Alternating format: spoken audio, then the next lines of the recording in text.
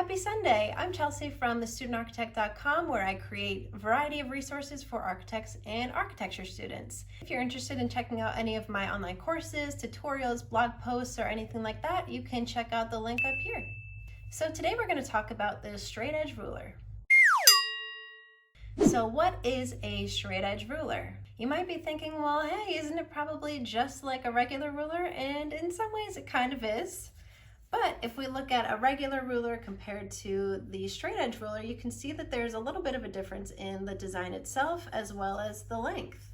So a straight edge ruler is typically longer than a regular ruler. So the one that I have here is 24 inches. And the length of this ruler is actually a little bit longer than a normal ruler would be. This one is 18 inches. But another design change is that the straight edge ruler actually has a little bit of a lip to it, and that makes it a lot easier if you're using it to use as a guide for cutting. It actually has a lip on it to protect your fingers while you're cutting. So you can see if I was just using a regular ruler here that my fingers are very close to the blade and that I could easily slip up over the ruler and hit my finger. But if we look at the straight edge ruler, you can see there is a little groove here for your fingers to sit, and there's a good distance of space between the knife and my fingers. So it's very unlikely that the knife is going to slip up and jump up over this lip here, whereas it's very likely that that could happen with a ruler like this.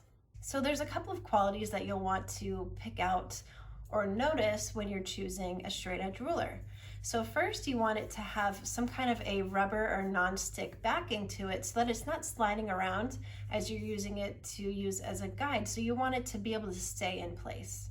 Another thing you want to pay attention to are the units. So do you want it to be in metric units or imperial units? So that's going to be a personal choice. You also want to pay attention to the material of the ruler itself. So I definitely prefer aluminum tools or more durable tools whenever they're available, just because they last longer, they're more durable, and I don't have to worry about them getting damaged as I'm using them. Then of course the last thing you want to make sure is that it actually does have a lip to it. So again, you can see it has a little groove for your fingers to sit there, as well as a taller lip. You might have noticed that my regular ruler also has a non-slip grip on it, so I definitely recommend that to any kind of tools that you're trying to rely on to remain in place, to make sure that they have some kind of a non-slip grip to it. So I hope that you found this video helpful, and if you did, please hit that like button, and if you haven't subscribed yet, go ahead and subscribe. It really helps out my channel, and it lets YouTube know that you like videos like this, and they'll give you more of them. You can see I have my Hocus Pocus shirt on. It's almost Halloween, and I love Halloween and Hocus Pocus.